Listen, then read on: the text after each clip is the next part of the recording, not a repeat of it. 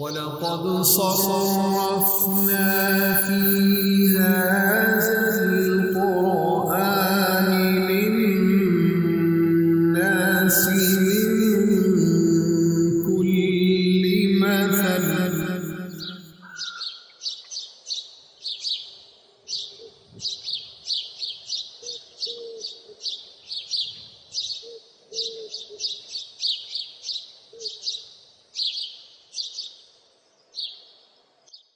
بسم الله الرحمن الرحيم إذا جاء نصر الله والفتح ورأيت الناس يدخلون في دين الله أفواجا فسبح بحمد ربك واستغفر إنه كان توابا۔ سورۃ النصر کی تلاوت آپ نے سنی۔ ہم سب سے پہلے اس کا ترجمہ پیش کرتے ہیں، پھر اس کی مختصر سی وضاحت پیش کی جائے گی۔ اللہ کریم ارشاد فرما رہا ہے، جب اللہ کی مدد اور فتح آ گئی اور آپ نے لوگوں کو دیکھا کہ فوج در فوج اللہ کے دین میں داخل ہو رہے ہیں، تو بس آپ اپنے رب کی تسبیح بیان کیجئے اور اس کے ساتھ حمد بھی ہو اور اس سے مغفرت طلب کیجئے، بے شک وہ بڑا توبہ قبول کرنے والا ہے۔ اس صورت کا پس منظر یہ ہے کہ اللہ کریم جل شانہ نے اپنے محبوب صلی اللہ علیہ وآلہ وسلم کو جب دنیا میں بھیجنے کا ارادہ فرمایا تو آپ صلی اللہ علیہ وآلہ وسلم کے لیے اللہ تعالیٰ نے ایک خاص طریقہ، انداز اور ایک پلان اختیار فرمایا۔ حدیثوں کے مطابق نبی کریم صلی اللہ علیہ وآلہ وسلم کی نبوت اور رسالت کا اعلان اور آپ کو نبوت اور رسالت کی عطا، یہ سب تخلیق حضرت آدم علیہ السلام سے پہلے ہو چکی تھی، اور پوری دنیا کو تمام انبیاء علیہ السلام کے ذریعے سے باری باری ہدایت پہنچا چکنے کے بعد نبی کریم صلی اللہ علیہ وآلہ وسلم کو اللہ تعالیٰ نے دنیا کے اوپر منظر پہ سب سے آخر میں بھیجا۔ تو آپ کی نبوت کی اور آپ کے ہادی ہونے کی ڈکلیریشن یہ پہلے سے تھی، لیکن آپ کی اپیئرنس یہ سب سے آخر میں ہوئی۔ وہ جو علامہ اقبال علیہ رحمت نے لکھا ہے نا کہ نگاہ عشق و مستی میں وہی اول وہی آخر، وہی قرآن وہی فرقان وہی یاسین وہی طٰہٰ، تو اس میں اسی پس منظر کی طرف اقبال نے اشارہ کیا ہے۔ پھر جب نبی کریم صلی اللہ علیہ وآلہ وسلم دنیا میں تشریف لانے لگے، اللہ نے آپ کو پیدا کرنا تھا، تو اس سے پہلے وہ سورۃ الفیل آپ پڑھ کر آ رہے ہیں۔ ہاتھی والے واقعے کے ذریعے سے مکہ شریف کے مشرکین کے حالات اور ہاتھی والوں کے ذریعے سے مکہ کے اندر اللہ تعالیٰ کی توحید کے ڈنکے اور لوگوں کو اللہ تعالیٰ کی توحید کی طرف متوجہ کرنا، ہاتھی والوں کو شکست دے کر، یہ اللہ تعالیٰ کی اسی منصوبہ بندی کا ایک ابتدائی طریقہ تھا۔ پھر نبی کریم صلی اللہ علیہ وآلہ وسلم نے جب ہجرت فرمائی تو صحیح بخاری میں حدیث ہے کہ مدینہ کے یہودیوں کے دو بڑے بڑے قبیلے آپس میں جنگ کر چکے تھے، اور جنگ کے ذریعے سے ان کی قوت طاقت ماند پڑ چکی تھی۔ یہ نبی کریم صلی اللہ علیہ وسلم کے مدینہ شریف میں شفٹ ہونے کے لیے ایک اعلیٰ منصوبہ بندی تھی۔ تو گیا ہم جگہ جگہ دیکھتے ہیں کہ نبی کریم صلی اللہ علیہ وسلم کے تشریف لانے سے پہلے اللہ کریم نے بہت سے راستے ہموار کیے۔ نبی کریم صلی اللہ علیہ وسلم کا مکہ منورہ میں پیدا ہونا اور مکہ منورہ کے شہر کا انتخاب اور عرب کے ایریا کا انتخاب، یہ بھی اللہ تعالیٰ کی بڑی اہم منصوبہ بندی ہے۔ ریگستانی علاقہ، پہاڑی علاقہ، کٹھن علاقہ، ایسے علاقے میں نبی کریم صلی اللہ علیہ وسلم کا خود دین اسلام پہ عمل کر کے دکھا دینا پوری امت کی سہولت کے لیے تھا کہ جب اللہ کے محبوب صلی اللہ علیہ وسلم ان حالات میں ایسا کر کے دکھا سکتے ہیں تو امت کا کوئی بندہ یہ اعتراض نہیں کر سکتا، کوئی سوال نہیں اٹھا سکتا، یا اس کے ذہن میں کوئی وسوسہ نہیں آ سکتا کہ میں اپنے حالات میں کیسے گزارا کر کے دکھاؤں، اور فلاں ایریا میں میں کیسے عمل کر کے دکھاؤں، فلاں ملک میں میں کیسے عمل کر کے دکھاؤں۔ مشکل ترین حالات، اور بالخصوص دنیا کا مرکزی ایریا جو براعظم یورپ، ایشیا، افریقہ، ان کی سرحد پر واقع ہے، اور اس سے جتنا امریکہ دور ہے تقریباً اتنا ہی دور اس سے جاپان اور آسٹریلیا وغیرہ ہیں، تو تقریباً دنیا کا سینٹر بنتا ہے جس جگہ کو اللہ تعالیٰ نے اپنے محبوب کے لیے منتخب فرمائی۔ یہ ساری پلاننگ میں آپ کو بتا رہا ہوں۔ اسی لیے نبی کریم صلی اللہ علیہ وآلہ وسلم فرماتے ہیں کہ بعثت الی کل احمر و اسود، مسلم شریف میں حدیث ہے، میں ہر گورے کالے کا نبی بنا کر بھیجا گیا ہوں۔ عرب شریف گوروں اور کالوں کی سرحد پر ہے، گوروں سے مراد یورپین اور کالوں سے مراد افریقی، اور ایشیا کے لوگ گورے کالے کی مکسیشن ہوتے ہیں، تو بڑی سوٹیبلٹی نظر آتی ہے۔ اور اللہ تعالیٰ کے محبوب کا یہ فرمان بھی اسی علاقائی وقوع، لوگوں کی رنگت اور زبانوں کے اعتبار سے دیکھا جائے تو نبی کریم صلی اللہ علیہ وسلم کا یہ فرمان عین حالات کے اوپر منطبق نظر آتا ہے۔ یہ حبیب کریم صلی اللہ علیہ وسلم کے دنیا کے اندر تشریف لانے سے تقریباً پہلے کی پلاننگز تھیں، یا مدینہ میں پہنچنے سے پہلے کی مدینہ کے حوالے سے پلاننگ تھی۔ ابھی اور کافی ساری چیزیں ہیں، مثلا نبی کریم صلی اللہ علیہ وسلم کے دنیا میں ظہور پذیر ہونے کے فوراً بعد بہت جلد ہی کاغذ کی ایجاد، اس سے پہلے نہیں تھی۔ یہ دین اسلام اور قرآن کو پھیلانے کا خدائی منصوبہ ہے۔ اس کے بعد ڈاک سسٹم کی ترویج، اس کے بعد آہستہ آہستہ جو ہمارے ذرائع ہیں، مواصلاتی ذرائع، اطلاعاتی ذرائع، اور اس دور میں میڈیا وغیرہ، ابھی نبی کریم صلی اللہ علیہ وسلم کو دنیا سے گئے ہوئے زیادہ عرصہ نہیں ہوا۔ باقی انبیاء کے ریفرنس سے آپ دیکھیں تو ان کو 5 10 7 ہزار سال اندازاً بہت عرصے گزر چکے ہیں۔ یہ ساری چیزیں ہمارے نبی کریم صلی اللہ علیہ وسلم کے ساتھ ریلیٹ کرتی ہیں۔ تو یہ اسلام کی بیک پہ اللہ تعالیٰ کی بہت بڑی سپورٹ ہے جو ہمیں نظر آ رہی ہے۔ پھر یہ مددوں اور امدادوں کا سلسلہ آگے چلتا رہا، بڑھتا رہا۔ اللہ تعالیٰ جل شانہ نے نبی کریم صلی اللہ علیہ وسلم کی ہجرت کے موقع پر ابو بکر صدیق رضی اللہ تعالیٰ عنہ کو جو منتخب فرمایا، اللہ کریم فرماتا ہے الا تنصروہ، اے لوگو، اے دنیا والو، اگر تم سارے میرے نبی کی مدد نہ بھی کرو گے، یہ لفظ مدد کی طرف آپ کو متوجہ کرا رہا ہوں۔ سورۃ النصر، نصر کا معنی بھی مدد ہوتا ہے، تو یہی لفظ اس آیت میں استعمال ہوا، الا تنصروہ، اگر میرے نبی کی تم نصر، مدد نہیں کرو گے، فقد نصرہ اللہ، تو اللہ اس کی مدد کر چکا ہے۔ کیسے؟ اذ اخرجہ الذین کفروا، جب میرے نبی نے کافروں کے حالات، ان کے رویے کے پیش نظر مدینہ سے ہجرت کی، ثانی اثنین، وہ دو میں سے دوسرا تھا، اذ یقول لصاحبہ لا تحزن، جب وہ اپنے یار سے کہہ رہا تھا کہ ڈر نہیں، ان اللہ معنا، اللہ ہمارے ساتھ ہے، اللہ کی مدد ساتھ مراد ہے۔ تو اس صورتحال کو اللہ تعالیٰ فرما رہا ہے کہ اللہ اپنے نبی کی مدد ابو بکر صدیق کے ذریعے سے کر چکا ہے۔ تو یہ مددوں کے حوالے سے میں بہت ساری باتیں اور پوری ہسٹری آپ کو سنا رہا ہوں۔ جب ہجرت کے بعد جنگ بدر ہوئی تو وہاں بھی یہی نصر اور مدد کا لفظ استعمال کیا ہے۔ اللہ کی فرماتا ہے وَلَقَدْ نَصَرَكُمُ اللَّهُ بِبَدْرٍ وَأَنْتُمْ أَذِلَّةٌ، بے شک اللہ نے بدر میں تمہاری نصر کی تھی، مدد کی تھی، جبکہ تم لوگ تعداد میں تھوڑے تھے اور تمہارے حالات ویسے نہیں تھے کہ آپ جنگ کر سکتے، لیکن اللہ نے تمہاری مدد کی تھی۔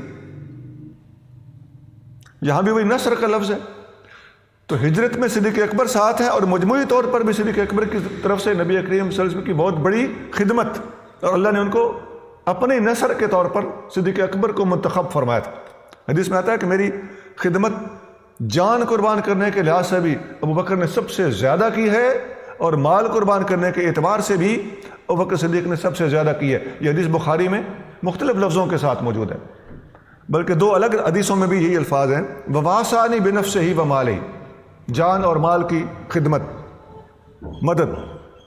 اور ان امن الناس علی بنفسه ومالہ ابو بکر، میرے اوپر سب سے زیادہ احسان جان قربان کرنے کے بھی اور مال قربان کرنے کے بھی ابو بکر صدیق کے ہیں۔ یہ ساری باتیں نصر کے حوالے سے میں عرض کر رہا ہوں۔ ہجرت بھی ہوئی، جنگ بدر بھی ہوئی، ہر جگہ پہ نصر کا لفظ ہے۔ اور صلح حدیبیہ کے موقع پر بھی جب اللہ کریم نے اپنے محبوب صلی اللہ علیہ وسلم کو ایسی رہنمائی دی کہ دنیا حیران ہے، بظاہر مسلمانوں کو نقصان اٹھانا پڑا تھا صلح حدیبیہ کی صورت میں 6 ہجری میں، لیکن اپنے نتائج اور الٹیمیٹ ریزلٹ کے اعتبار سے جب دیکھا جائے تو صلح حدیبیہ کا ظاہری نقصان بعد میں بہت بڑی فتح کا پیش خیمہ تھا۔ وہاں بھی اللہ تعالیٰ نے لفظ فتح استعمال فرمایا، وہ جو یہاں اس صورت میں اذا جاء نصر اللہ، اللہ کی مدد آ چکی، اب تک میں نے نصر کے لفظ دکھائے ہیں، اور والفتح اور فتح آ چکی۔ اب یہ فتح کا لفظ قرآن میں دوسری جگہ پہ آپ کے سامنے رکھ رہا ہوں۔ قرآن کی پوری صورت فتح صلح حدیبیہ کے حوالے سے قرآن میں موجود ہے، انا فتحنا لک فتحا مبینا، اے محبوب ہم نے آپ کو بڑی واضح فتح عطا فرمائی۔ یوں چلتے چلتے نبی کریم صلی اللہ علیہ وسلم کی قیادت میں تمام صحابہ اکرام علیہم الرضوان جب بے شمار کامیابیوں کو عبور کرتے ہوئے اس حالت تک پہنچے کہ بالآخر مکہ کو بھی فتح کر لیا گیا۔ اب یہاں اس سے پہلے میں نے جتنی باتیں کی ہیں وہ ساری انیشیل، بنیادی اور کنٹینیوس اور ریگولر یہ کامیابیاں تھیں، اللہ کی نصرتیں اور فتوحات تھیں، مختلف جنگوں کے اندر فتوحات، وہ آپ سارے جانتے ہیں، کتنے غزوات لڑے گئے، کتنے سرایا بھیجے گئے، سب نصر ہے، سب فتح ہے۔ اور گریجولی نبی کریم صلی اللہ علیہ وآلہ وسلم نے بالآخر اپنا آبائی شہر جو دینی مصلحت کے تحت آپ نے چھوڑا تھا، اللہ تعالیٰ نے آپ کو اس شہر کو بھی فتح کرنے کی توفیق عطا فرمائی، اور بڑی انکساری اختیار فرمائی آپ صلی اللہ علیہ وسلم اس وقت۔ کسی قسم کا تکبر نہیں تھا، اور وہ حدیثیں پڑھیں تو انسان حیران ہوتا ہے کہ اتنی بڑی فتح کے موقع پر بھی نبی کریم صلی اللہ علیہ وسلم اپنی سواری پر سوار تھے، اونٹنی پر سوار تھے، اور آپ قرآن کی تلاوت کرتے ہوئے شہر مکہ میں داخل ہو رہے ہیں، اور فتح صاف نظر آ رہی تھی، تو اس وقت بھی کسی فخر تکبر کا شائبہ تک نہیں تھا۔ اللہ کے شکر کے طور پر آپ صلی اللہ علیہ وسلم کا سر مبارک، کچاوا جو ہوتا ہے اونٹ کا، رحل جسے کہتے ہیں، اس کے آگے لکڑی ہوتی ہے، ہم لوگ اسے ہنہ بولتے ہیں اپنی بولی میں، تو اس کے ساتھ آپ کا سر مبارک جھک جھک کے ٹکرا رہا تھا۔ اتنی بڑی فتح، اتنی بڑی ہستی، آقا کریم صلی اللہ علیہ وسلم کی نبوت کی صداقتوں کے بڑے بڑے ثبوتوں میں سے ایک ثبوت یہ بھی ہے کہ اگر آپ چاہتے تو لوگوں سے اپنے لیے سجدہ کروا سکتے تھے، لیکن حبیب کریم صلی اللہ علیہ وسلم ہمیشہ بندگی کو اختیار کیا ہے، عاجزی کو اختیار کیا ہے، اللہ کے بندوں کو اپنی عبادت پر لگانے کی بجائے اللہ کی عبادت پہ لگایا ہے۔ یہ ہمارے نبی کریم صلی اللہ علیہ وسلم کی کامیابی اور آقا کریم صلی اللہ علیہ وسلم کی صداقت کے منہ بولتے ثبوت ہیں۔ لوگوں نے یہاں تک کہا تھا کہ ہمیں اجازت دیجیے، ہم آپ کو سجدہ کرنا چاہتے ہیں آپ کے معجزات دیکھ کر، میریکلز دیکھ کر، لیکن آپ نے فرمایا نہیں، سجدہ صرف اللہ کے لیے۔ آپ کریم صلی اللہ علیہ وسلم نے مکہ فتح کر لیا تو یہ بھی فتح تھی، اور یہ تمام فتوحات سے جداگانہ فتح تھی۔ پھر آپ صلی اللہ علیہ وسلم نے جب مکہ فتح کر لیا تو بہت بڑی ہولڈ مل گئی، اسلامی حکومت حرمین شریفین کے اندر قائم کر دی گئی،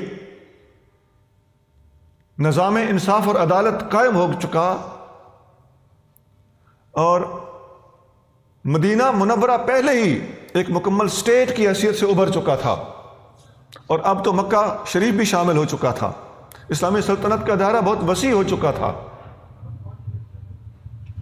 نبی کریم رؤوف الرحیم صلی اللہ علیہ وسلم کے پاس دنیا کے کونے کونے سے، مختلف علاقوں اور مختلف ملکوں سے لوگ کھچے ہوئے چلے آنے لگے۔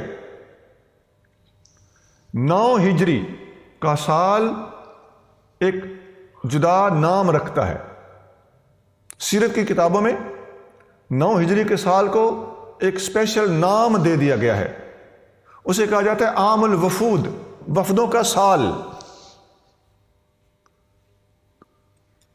دنیا سے وفد آپ کے پاس 1-2 بندے نہیں، ڈھیروں کی تعداد میں بہت سے لوگ چل چل کر آپ کریم صلی اللہ علیہ وسلم کی بارگاہ میں اسلام قبول کرنے کے لیے حاضر ہونا شروع ہو گئے، اسی لیے اس کو عام الوفود کا نام دیا گیا ہے۔ اور قرآن اسی کو یدخلون فی دین اللہ افواجا کے لفظ سے تعبیر کرتا ہے کہ دین اسلام میں لوگ فوج در فوج داخل ہونا شروع ہو گئے۔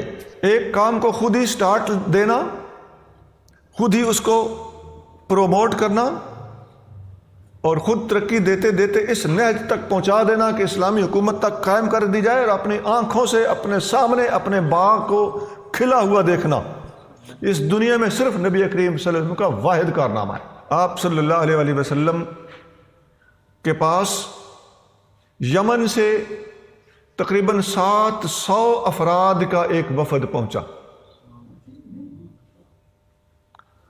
سارے راستے میں اونچا اونچا کلمہ پڑھتے ہوئے آئے، لا الہ الا اللہ، لا الہ الا اللہ، لا الہ الا اللہ۔ تحلیل کا نام کتابوں میں ملتا ہے کہ تمام لوگ یمن کے وہ سارے لوگ، 700 بندہ کو معمولی نہیں ہوتا، ڈھیر تعداد ہوتی ہے۔ جنگ بدر میں صحابہ اکرام کی تعداد 313 تھی، اور یہ اچھی خاصی اسٹرینتھ ہوتی ہے، اور وہ 700 بندے تھے جو یمن سے چل کے مدینہ منورہ راستے میں کلمے کی گونج دیتے ہوئے، سفر کرتے ہوئے، اور سینکڑوں کلومیٹرز کا فاصلہ طے کرتے ہوئے مدینہ آئے، اور ایک کلمہ شریف نہیں پڑھا، صرف کلمہ شریف پڑھ رہے تھے، تکبیر بلند کر رہے تھے، اور نبی کریم صلی اللہ علیہ وسلم کی اذانیں پڑھ رہے تھے۔ یہ اذان پڑھنا، اذانیں پڑھتے ہوئے آ رہے تھے راستے میں، ان تک نبی کریم صلی اللہ علیہ وسلم کی تعلیمات پہنچ چکی تھیں، وہ تعلیمات سن کر ہی کنونس ہوئے تھے، اگرچہ آ کے بھی اسلام قبول نہیں کیا، لیکن کلمہ، تکبیر، اذانوں سے وہ آشنا ہو چکے تھے، اس لیے وہ ان باتوں کے قائل تھے۔ تو راستے میں یہ سارا کچھ وہ کرتے ہوئے نبی کریم صلی اللہ علیہ وسلم کی خدمت میں پہنچے۔ اس سے ہمیں یہ بھی سبق ملتا ہے کہ ہم اپنی محفلوں میں اونچا اونچا لا الہ الا اللہ بلند کیا کریں، اللہ اکبر بلند کیا کریں، اور کبھی کسی محفل میں اللہ اس کے رسول کا نام بلند کرنے کی غرض سے اعلان توحید کے طور پر اور نبی کریم صلی اللہ علیہ وسلم کی رسالت کے اعلان کے طور پر، یا آپ صلی اللہ علیہ وسلم کی نعت کے طور پر کیوں نہ ہم اذانیں بھی پڑھا کریں۔ ایک اہم توجہ، قابل توجہ بات ہے کہ اگر ہم اس کو بھی چیز کو اختیار کریں اور یہ طریقہ کار ہم اڈاپٹ کریں، یہ بہت زیادہ اپریشیبل ہوگا۔ ہم یقین سے یہ کہہ سکتے ہیں کہ اللہ اس کے رسول کو پسند آئے گا۔ اذان سے شیطان بھاگتا ہے، وبائیں دور ہوتی ہیں۔ تو اذان اسلام کے اندر ایک بہت بڑی چیز کا نام ہے۔ اس وقت دنیا کے کسی کونے میں بھی آپ دیکھ لیں، 24 گھنٹے کا کوئی ایسا منٹ اور کوئی ایسا سیکنڈ خالی نہیں ہے جس کے دوران دنیا کے کسی نہ کسی کونے میں اذان نہ ہو رہی ہو۔ آپ ادھر جاپان سے شروع کریں، صبح کی اذان لے لیں، 1 منٹ کے بعد اس سے اگلی مسجد میں جیسے جیسے سورج مشرق سے مغرب کی طرف ٹریول کر رہا ہے، اذان کا وقت بھی آگے شفٹ ہو رہا ہے. ایک صبح کی اذان ہی دنیا کے کسی نہ کسی کونے میں ہر وقت ہو رہی ہے، اور جبکہ اذانیں تو دن میں 5 ہوتی ہیں. تو دنیا میں ہر وقت اشہد ان محمد الرسول اللہ کی صدائیں بلند ہو رہی ہیں. یہ ورفعنا لک ذکرک کا ایک عام پہلو ہے. پھر یہ جب نوبت آئی نبی کریم صلی اللہ علیہ وسلم کے دین کو اللہ تعالیٰ نے اس قدر ترقی عطا فرمائی، تو یہ آخری موقع تھا. اس موقع پر اس موقع پر یہ سورۃ النصر نازل ہوئی تھی. باقی سارا اس کا پس منظر تھا جو میں نے آپ کے سامنے ڈیٹیل کے ساتھ رکھا ہے. اب جب یہ سورت نازل ہوئی تو اس ضمن میں ایک بات میں تھوڑی سی وضاحت کے ساتھ، زیادہ وضاحت کے ساتھ رکھ دینا مناسب سمجھ رہا ہوں. حدیث میں آتا ہے، حضرت عبداللہ بن عباس رضی اللہ تعالیٰ عنہ ارشاد فرماتے ہیں، ان النبی صلی اللہ علیہ وسلم خرج فی رمضان من المدینۃ ومعہ 10,000. نبی کریم صلی اللہ علیہ وسلم رمضان کے مہینے میں مکہ کی طرف نکلے جب فتح مکہ ہوئی تھی، تو آپ کے ساتھ 10,000 آدمی آپ کے ساتھ تھے. یہ بہت بڑی تعداد تھی اس زمانے کے اعتبار سے. وذالک علی رأس 7 سنین، یہ 8 ہجری کی بات. ونصف، اس کا سینٹر تھا تقریباً من مقدمہ ہی المدینہ تھا، نبی کریم صلی اللہ علیہ وسلم کے ہجرت کرنے کے بعد. یہ جو فتح مکہ کے موقع پر 10,000 آدمیوں کا حضور کے ساتھ ہونا ہے، اس کو میں نے اسپیشلی اس لیے ریپیٹ کیا ہے کہ بائبل میں نبی کریم صلی اللہ علیہ وسلم کے بارے میں جہاں پیشین گوئیاں موجود ہیں، وہاں یہ الفاظ ہیں کہ خداوند سینا میں آیا. یہ اللہ کے نبیوں کا کہیں اپنا دینی کام کرنا، کسی شہر میں جانا، کسی جگہ عبادت کرنا، یہ بائبل کی اپنی ٹرمینالوجی ہے. یہ نبیوں کے ان افعال کو اللہ کے فعل کہہ دیتی ہے. اس سے بائبل پڑھنے والوں کو اچھی خاصی غلط فہمی ہوئی ہے، وہ اس بات کو سمجھ نہیں سکے.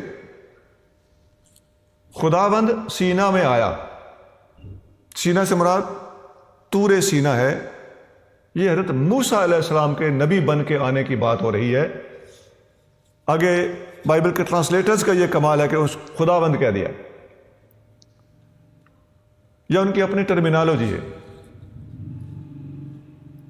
اور آگے فرمایا،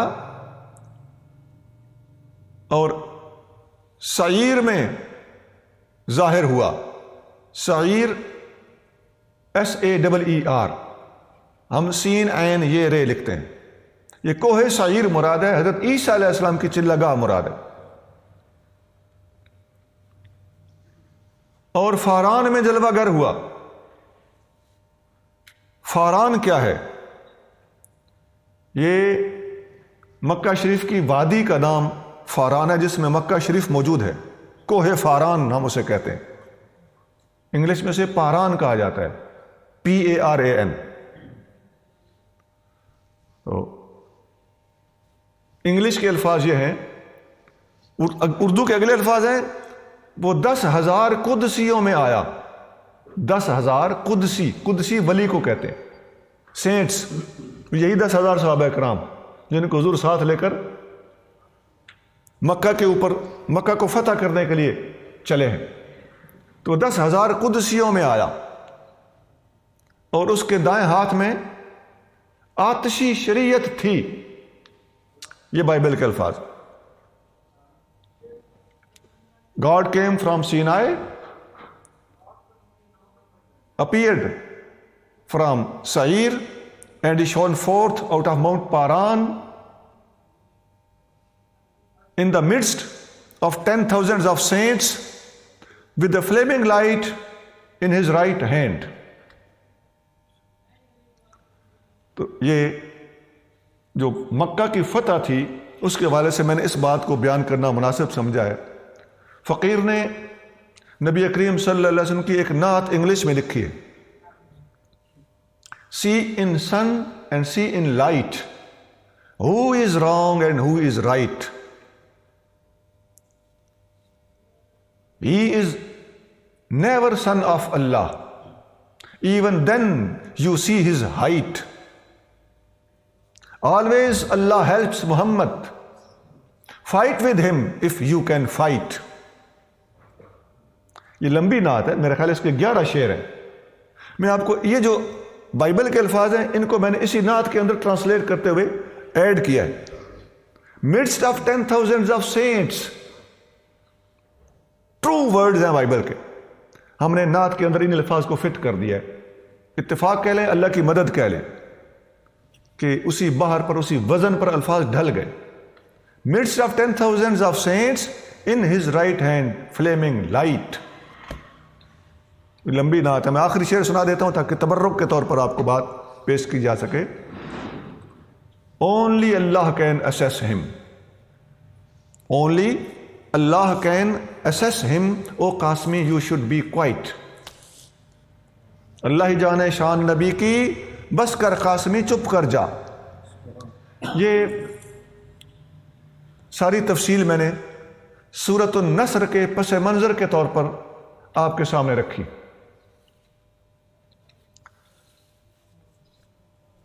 اس صورت میں ایک خاص اشارہ بھی موجود ہے۔ حدیث میں آتا ہے، امام قرطبی نے یہ حدیث نقل کی ہے، اس کی والیوم نمبر 20 ہے اور پیج 212 ہے۔ حضرت اکرمہ اور مقاتل بیان کرتے ہیں کہ اراد بالناس اہل الیمن وَرَأَيْتَ النَّاسَ يَدْخُلُونَ، یہ جو آیت کے اندر الفاظ ہے کہ آپ نے لوگوں کو دیکھا کہ دین اسلام میں داخل ہونے لگے، تو لوگوں سے یہاں پر پرٹیکولرلی اس موقع پر وہ کون سے لوگ تھے؟ پس منظر تو طویل ہے، لیکن جس موقع پہ نازل ہوئی اس وقت لوگوں سے کیا مراد ہے؟ فرمایا یمن کے وہ لوگ 700 بندے جو اذانیں پڑھتے ہوئے، کلمہ شریف پڑھتے ہوئے، تکبیریں بلند کرتے ہوئے مدینہ شریف آئے تھے، ان لوگوں کی بات ہو رہی ہے۔ وَذَلِكَ أَنَّهُ وَرَدَ مِنَ الْيَمَنِ 700 إِنسَانٍ مُؤْمِنِينَ طَائِعِينَ، یہ اس طرح ہوا کہ یمن سے 700 انسان ایمان لاتے ہوئے، اطاعت کا دم بھرتے ہوئے نبی پاک صلی اللہ علیہ وسلم کے پاس حاضر ہوئے تھے۔ بعضهم يؤذنون، ان میں سے کچھ بعض اذانیں پڑھ رہے تھے۔ وبعضهم يقرؤون القرآن، ان میں سے بعض قرآن پڑھ رہے تھے۔ وبعضهم يهللون، ان میں سے بعض لا الہ الا اللہ کا ورد کر رہے تھے۔ فسر النبی صلی اللہ علیہ وآلہ وسلم بذالک، نبی کریم صلی اللہ علیہ وسلم یہ منظر دیکھ کر خوش ہوئے، اللہ کا شکر ادا کیا۔ وبکا عمر وابن عباس، نبی کریم صلی اللہ علیہ وسلم خوش تھے، لیکن اس کے اندر ایک چھپا ہوا میسج تھا جسے سمجھ لینے کی وجہ سے حضرت عمر فاروق اور عبداللہ بن عباس دونوں رونے لگے۔ رونے کی کیا بات تھی؟ میسج کیا تھا؟ وہ میسج یہ تھا کہ اس کی ڈیٹیل خود عبداللہ بن عباس ایک اور حدیث میں ارشاد فرماتے ہیں۔ مسند احمد حدیث کی بڑی ہماری بیسک کتاب ہے، اس میں حدیث نمبر 1873 ہے، 1873۔ ابن عباس فرماتے ہیں لما نزلت اذا جاء نصر اللہ والفتح، جب یہ سورت اذا جاء نصر اللہ والفتح نازل ہوئی، قال رسول اللہ صلی اللہ علیہ وسلم، تو نبی کریم صلی اللہ علیہ وسلم نے فرمایا نعیت الی نفسی، اس میں میری وفات کا اعلان کیا گیا ہے۔ اب یہ ہڈن راز تھا، کیوں؟ اللہ کے نبی صلی اللہ علیہ وسلم کا مشن پورا ہو چکا، تو نہ اللہ کو اپنے محبوب کو زیادہ دنیا میں رکھنا گوارا تھا، اور نہ ہی نبی کریم صلی اللہ علیہ وسلم کو دنیا میں اس ضرورت کے بعد رہنا گوارا تھا۔ اس لیے اللہ نے اپنے محبوب کو واپس بلا لیا۔ حضور کی وفات کا اشارہ اس حدیث کے اندر خود حضور نے بیان فرمایا ہے کہ اس کے اندر بھی وفات کا اشارہ، بِأَنَّهُ مَقْبُودٌ فِي تِلْكَ السَّنَةِ، یہاں تک اشارہ حضور فرماتے ہیں کہ مجھے اسی سال میری وفات ہونا تھی. یہ اس کے اندر موجود ہے. یہ الفاظ حدیث صحیح ہے. یہ اس حدیث سے صاف پتہ چلتا ہے کہ یہ صورت نازل کس موقع پر ہوئی تھی. کوئی اور آپشن ہی باقی نہیں رہنے دیتی یہ حدیث کہ حضور پر یہ صورت نازل ہوئی تھی اسی سال جس سال آپ صلی اللہ علیہ وسلم کا وصال ہوا. تو اس لیے ایک تحقیقی بات یہ ہے کہ یہ حجۃ الوداع کے بعد، دین اسلام کے مکمل ہو جانے کے بعد، بے شمار لوگوں کے فوج در فوج اسلام میں داخل ہو جانے کے بعد نبی کریم رؤوف الرحیم صلی اللہ علیہ وسلم کو کامیابی کی ایک طرح سے مبارکبادی کہہ لیجئے اس کے طور پر، آپ کی کامیابی کے اعلان کے طور پر، اور آپ صلی اللہ علیہ وسلم کے وصال فرما جانے کے خفیہ اعلان کے طور پر نازل ہوئی. اس طرح ایک حدیث میں آتا ہے، صحیح بخاری میں حدیث ہے، حضرت عمر فاروق رضی اللہ تعالیٰ عنہ کا طریقہ تھا کہ صحابہ کرام کی میٹنگ اہم مشوروں کے لیے کال کرتے تھے. بے شمار صحابہ سے آپ نے مشورے لیے. کسی ایک صحابی سے مشورے لینے کو زیادہ ایکسپلین کرنا اور دوسروں کو نہ ایکسپلین کرنا، یہ ایسا نہیں ہے. سب صحابہ سے، سینئر صحابہ سے، علمی طور پر جو زیادہ ساؤنڈ تھے، ان صحابہ اکرام سے حضرت عمر فاروق کا مشورے لینا یہ ان کی روٹین تھی. تو آپ مشورے کی میٹنگ میں اپنے ایک نہایت نامور شاگرد حضرت عبداللہ بن عباس کو بھی بلا لیا کرتے تھے. عبداللہ بن عباس حضرت عمر فاروق کے بہترین شاگردوں میں شمار ہوتے ہیں. عمر فاروق نے پوری امت، تمام صحابہ کو ٹریننگ دی ہے، تربیت دی ہے. اس پر دلائل موجود ہیں. اور خلفائے راشدین کا ظاہر ہے یہ کام بھی بنتا تھا. They should have done this. تو عبداللہ بن عباس بچپن چھوٹے تھے، 10-12 سال کی عمر تھی کہ حضور کا وصال ہو گیا تھا، تو انہیں ابھی تربیت کی ضرورت تھی. تو فاروق اعظم جتنا عرصہ دنیا میں رہے، ابن عباس ہمیشہ ان کے ساتھ لگ کے رہے. اور آپ کے سب سے اولین اور سب سے بڑے استاد کا نام عمر فاروق ہی ہے. اس پر واضح حدیثیں موجود ہیں. آپ رضی اللہ تعالیٰ عنہ چھوٹی عمر کے باوجود میٹنگ میں موجود ہوتے تھے. حضرت عبد الرحمن بن عوف رضی اللہ تعالیٰ عنہ نے عمر فاروق سے فرمایا کہ یہ بچہ ہے، اس کی عمر کے ہمارے بیٹے ہیں، آپ انہیں اہم اور علمی میٹنگز میں بلا لیتے ہیں، اس کی کیا وجہ ہے؟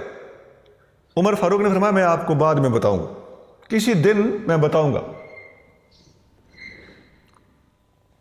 آئندہ جب میٹنگ ہوئی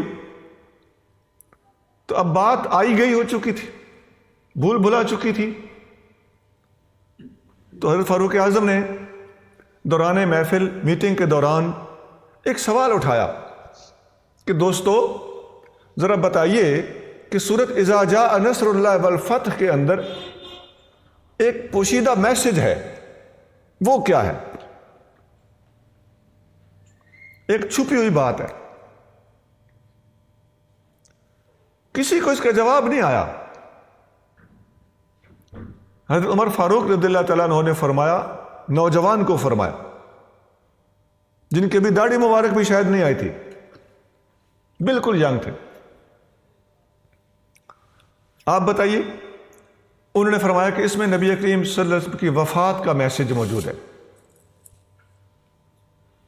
عمر فاروق فرمایا یہ ٹھیک کہتا ہے، یہی میسج موجود ہے. اصل میں خود شاگرد جو تھے ان کے، تو یہ اس صورت کے حوالے سے یہ اہم واقعہ، یہ صحیح بخاری کے اندر یہ سارا واقعہ موجود ہے. بخاری شریف کی حدیث نمبر 4970 ہے، 4970، جس کے اندر یہ فاروق اعظم کی میٹنگ والا یہ واقعہ موجود ہے.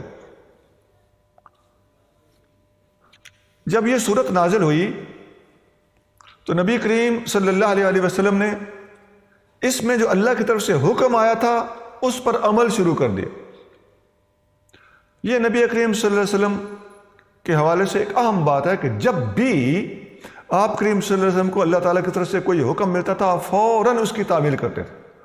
تعمیل میں ایک سیکنڈ کی تاخیر نہیں ہوتی تھی.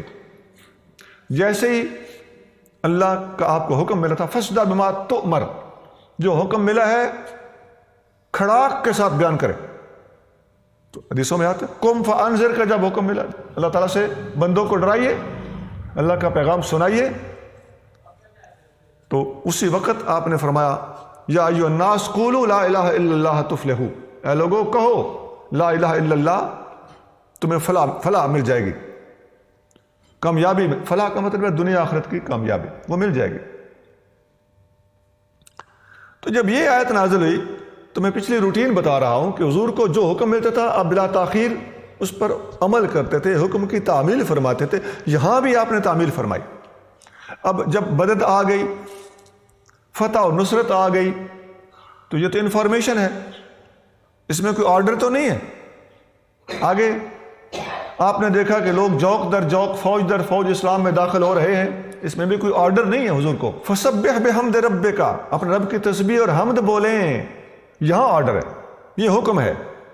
واستغفرہ، اور استغفار فرمائیں. اس آیت کے پیش نظر نبی کریم رؤوف رحیم صلی اللہ علیہ وسلم نے اس پر عمل بھی فرمایا، فوراً تسبیح و تحمید و استغفار شروع کیا. حتیٰ کہ حدیث میں آتا ہے ان عائشہ رضی اللہ عنہا، ام المومنین عائشہ صدیقہ رضی اللہ تعالیٰ عنہا ارشاد فرماتی ہیں کان رسول اللہ صلی اللہ علیہ وسلم یکثر ان یقول فی رکوعہ و سجودہ، نبی کریم صلی اللہ علیہ وسلم کثرت سے اپنے رکوع اور سجدوں میں یہ الفاظ پڑھتے تھے اس آیت کے نازل ہونے کے بعد. یعنی اوبے کرنے کا بھی آپ کا جداگانہ طریقہ تھا. آپ نے جس چیز کو زیادہ امپورٹنٹ سمجھا ہے اسے نمازوں میں شامل کیا ہے. حدیثوں میں آتا ہے کہ قرآن کی جب سورت نازل ہوتی سبح اسم ربک الاعلی، تو اس وقت سبحان ربی الاعلی ان لفظوں کو آپ نے سجدے میں شامل کیا تھا. تو یہاں بھی حدیث میں آتا ہے کہ آپ نے یہ الفاظ بھی رکوع اور سجود میں پڑھے ہیں. وہ کیا ہے؟ سبحانک اللہم ربنا وبحمدک اللہم اغفر لی. یتأول القرآن، اما پاک فرما رہی ہیں کہ نبی پاک فرماتے تھے سبحانک اللہم، وہ سبح بحمد ربک، ربنا وبحمدک، یہ سبح بحمد ربک، تسبیح اور حمد دونوں کے لفظ ان جملوں میں موجود ہیں. اللہم اغفر لی، یہ الفاظ بھی مغفرت طلب کرنا، یہ الفاظ بھی حدیث کے اندر موجود ہیں. یہ کیا؟ واستغفرہ کی اوبیڈینس ہے. تو یتأول القرآن، اما پاک فرماتی ہے قرآن کی آیت کی تعویل کرتے ہوئے، اس کو اوبے کرتے ہوئے، جو الفاظ قرآن میں تھے ان کو آپ نے اپنے تسبیح کے اندر ڈھالا ہے، اور یہ اس طریقے سے آپ نے ان کو ادا کیا ہے. یہ حدیث بخاری شریف میں ہے 4968 حدیث نمبر ہے 4968، اور مسلم شریف میں 484 حدیث نمبر ہے. تو اس طرح کی اور کافی ساری حدیثیں ہیں. یہ حدیث مستدرک حاکم میں بھی ہے، مسند احمد میں بھی ہے، ان کے نمبریں بھی میں نے نوٹ کیے ہوئے ہیں. ایک اس سورت کی شان کے حوالے سے ایک اور بات بھی بڑی خاص ہے. صحیح مسلم میں حدیث نمبر 7546 ہے، 7546. حضرت عبید بن ابن عبداللہ بن عتبہ وہ فرماتے ہیں کہ میں نے عبداللہ بن عباس سے سنا کہ اتدری آخر سورت نزلت من القرآن، کیا تم جانتے ہو کہ قرآن کی سب سے آخر میں نازل ہونے والی سورت کون سی ہے؟ پوری سورت، آیت کی بات نہیں ہو رہی، فردن فردن انڈیویجولی آیتوں کا نزول آیت کے اعتبار سے یا احکام کی آیت کے اعتبار سے یہ ساری ڈیٹیلز موجود ہیں. لیکن پوری کی پوری کمپلیٹ سورت جو اینڈ پہ نازل ہوئی ہے، جس کے بعد کوئی کمپلیٹ سورت نازل نہیں ہوئی، ورسز آیتیں نازل ہو سکتی ہیں، وہ ہوئی ہیں، کوئی مکمل سورت اس کے بعد کوئی نازل نہیں ہوئی. وہ سورت کون سی ہے؟ میں نے وہ جواب دیتے ہیں، میں نے ان سے کہا ہاں میں جانتا ہوں. وہ کون سی تھی؟ وہ ہے اذا جاء نصر اللہ والفتح. یہی وہ سورت ہے جو سب سے اینڈ پہ نازل ہوئی ہے. ابن عباس جو ان کے استاد تھے انہوں نے پوچھا، انہوں نے فرمایا صدقتا، کہ تم نے سچ کہا ہے، ایسا ہی ہے۔ استاد اپنے شاگرد کو کا ٹیسٹ لیتے رہتے تھے، ایسا ہوتا ہے، اور بھی اس طرح کی حدیثیں ملتی ہیں۔ ایک تصوف روحانیت کے حوالے سے بھی اہم بات ہے۔ ہمارے مرشدوں نے ایک خاص نقطہ بھی بیان فرمایا، ہمارے مختلف مفسرین نے جنہوں نے اس طرح توجہ دی ہے، انہوں نے اپنی تفسیروں کے اندر بھی یہ نقطہ بیان فرمایا۔ بعض صوفیانہ تفسیریں ہیں، ان کا تو 100% رنگ ہی ایسا ہوتا ہے۔ اس موضوع پر تفسیر تستری صرف ایک جلد میں مختصر سی تفسیر ہے، پڑھنے کے قابل ہے، بڑا رنگ بھرا ہے انہوں نے۔ اور تفسیر ابن عربی شیخ اکبر رحمۃ اللہ کی لکھی 2 ضخیم جلدوں میں تفسیر ہے۔ عرائس البیان، تفسیر قشیری، یہ بہت ساری تفسیریں ہیں، اور مختلف علماء نے اپنی عالمانہ تفسیروں کے اندر بھی بعض اوقات صوفیانہ نقطے بیان فرمائے ہیں۔ اس طرح کے نقطے بیان کرنے میں تفسیر مظہری زیادہ مشہور ہے۔ تو ہر ایک نے اپنی بساط، سمجھ اور ذہنی رسائی کے مطابق جہاں ضرورت محسوس کی ہے وہاں صوفیانہ نقطے بیان بھی کیے ہیں۔ اور واقعی ایسا ہوتا ہے کہ قرآن کے اندر صوفیاء کو صوفیانہ نقطے بیان کرنے میں تکلف سے کام لیے بغیر بھی وہ آیت کثرت سے ایسا ہوتا ہے کہ واقعی وہ تصوف کے ساتھ ہی تعلق رکھتی ہوتی ہے، وہ تصوف کے موضوع پر ہی اور صوفیانہ اور روحانی تعلیم دینے کے لیے ہی نازل کی گئی ہوتی ہے۔ تصوف کی ٹرمینالوجی ایک الگ چیز ہے، لیکن آیت کا تعلق نفس، روحانیت اور ان چیزوں کے ساتھ ہوتا ہے، اصلاح نفس کے ساتھ تعلق ہوتا ہے۔ یہ ایک الگ موضوع ہے کہ تصوف کا معنی کیا ہے، اس کی تعریف کیا ہے، اس کا دائرہ وسعت کہاں تک ہے، یہ اصطلاحاً کیا ہے، اور اس کے اندر جو تعلیمات ہوتی ہیں ان کی ڈیٹیل اور ان کا ثبوت کیا ہے۔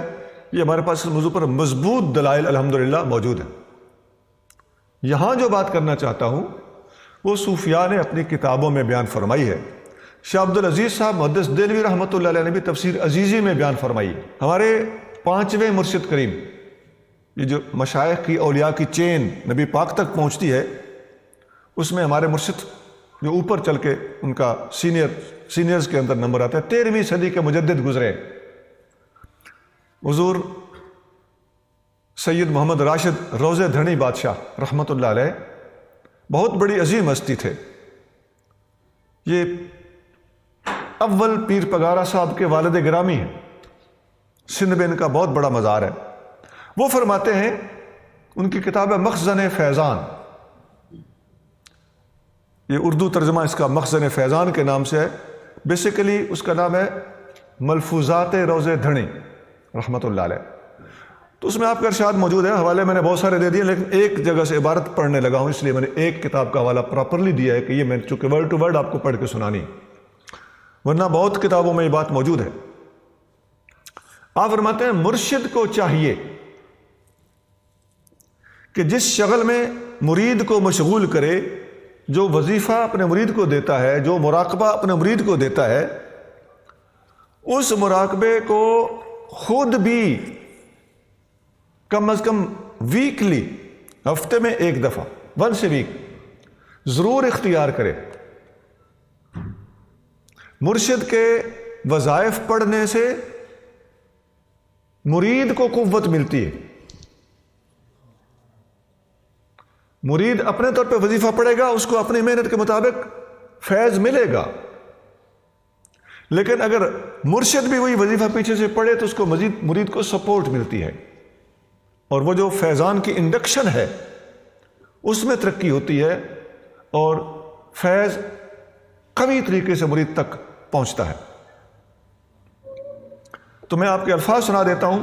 مرشد کو چاہیے کہ جس شغل میں مرید کو مشغول کرے تو خود بھی اس شغل کا تکرار کرے، کہ اس بات سے مرید کو اس شغل میں ترقی اور زیادتی حاصل ہوگی، اس لیے ہر 8واں دن گزرنے کے بعد مرشد کو لازم ہے کہ جملہ اشعار کا دور کیا کرے کہ اس طرح کرنے سے جو مرید جس شغل میں بھی ہوگا اس کو ترقی نصیب ہوگی۔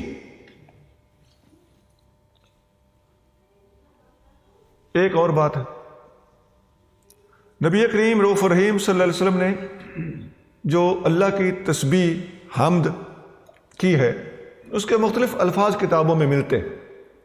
صحیح بخاری کی آخری حدیث یہاں کوٹ کرنا مناسب لگتا ہے۔ نبی کریم صلی اللہ علیہ وسلم نے فرمایا کلمتان خفیفتان علی اللسان ثقیلتان فی المیزان، 2 کلمے ایسے ہیں جو زبان سے بولنے میں آسان ہیں اور ترازو میں تولنے میں بہت بھاری ہے۔ سبحان اللہ و بحمدہ سبحان اللہ العظیم، وہ یہ 2 الفاظ ہیں، 2 کلمے یہ ہیں، سبحان اللہ و بحمدہ، اللہ پاک ہے اس کی حمد کے ساتھ، سبحان اللہ العظیم، اور اللہ تعالیٰ پاک ہے اور وہ عظیم ہے۔ تو یہ الفاظ بھی سورت کے الفاظ کے ساتھ گہرا تعلق رکھتے ہیں، مناسبت رکھتے ہیں۔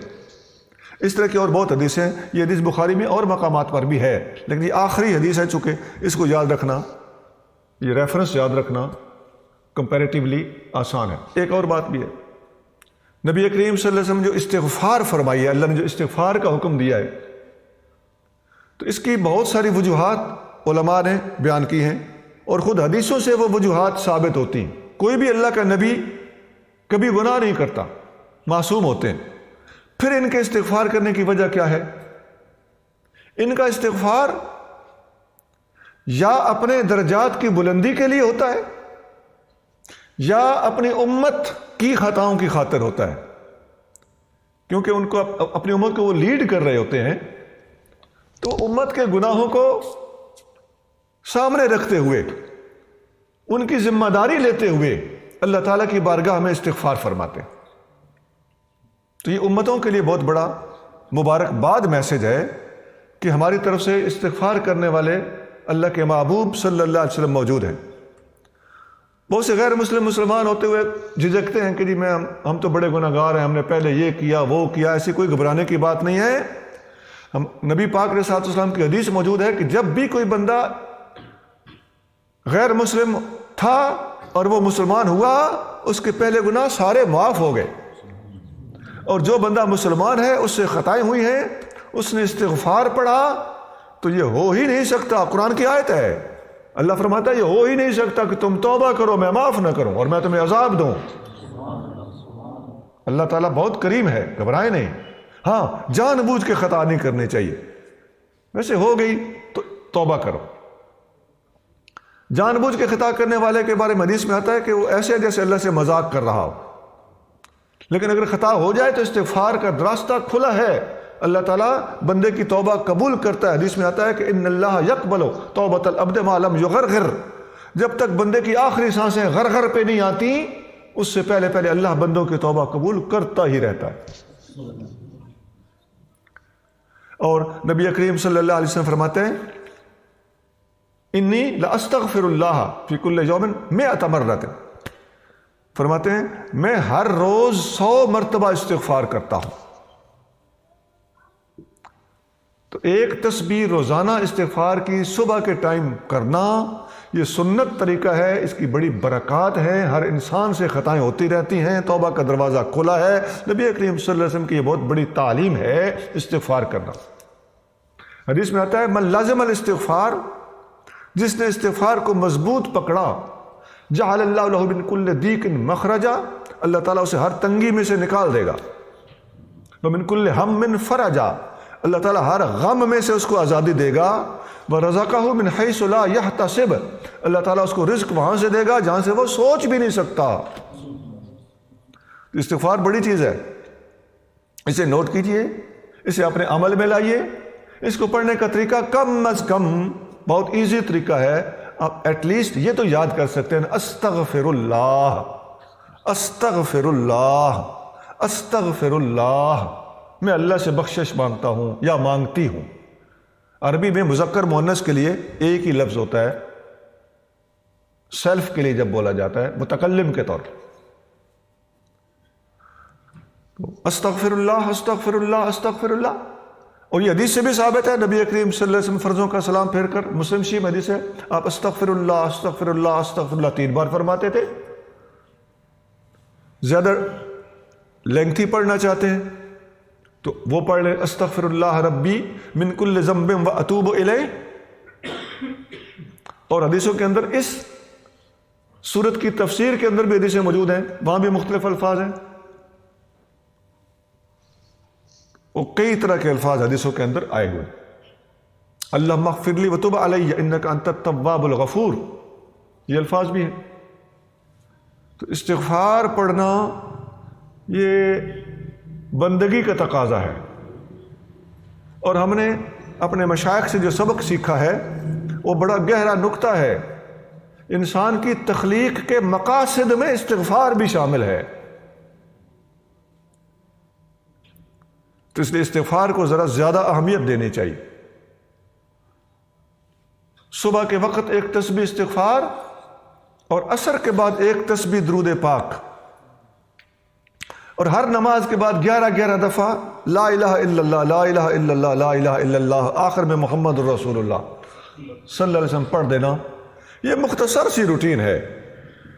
باقی لوگ لاکھ نکالتے ہیں، لاکھوں میں پڑھتے ہیں، ہزاروں میں پڑھتے ہیں، ڈیلی ہزاروں میں پڑھتے ہیں. وہ ان کا اپنا ذوق ہے، اپنا ایک ٹارگٹ ہے، اپنا ظرف اور حوصلہ ہے، وہ ایک الگ چیز ہے. میں عام مسلمان کو ایک درخواست پیش کر رہا ہوں کہ ہر نماز کے بعد 11 دفعہ کلمہ شریف پڑھ لیں، صبح کے وقت ایک تسبیح استغفار پڑھ لیں، عصر کے بعد ایک تسبیح درود شریف پڑھ لیں، 5 وقتی نماز پڑھتے رہیں.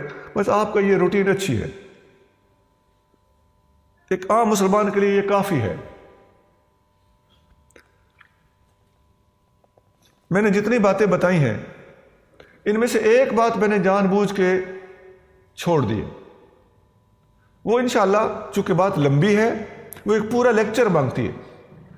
وہ ہم انشاءاللہ اگلی صورت کے ساتھ اس صورت کا بقیہ جو لیکچر رہ گیا ہے وہ ہم اگلی صورت تبت یدا کے ساتھ انشاءاللہ تعالیٰ اس کو اٹیچ کریں گے.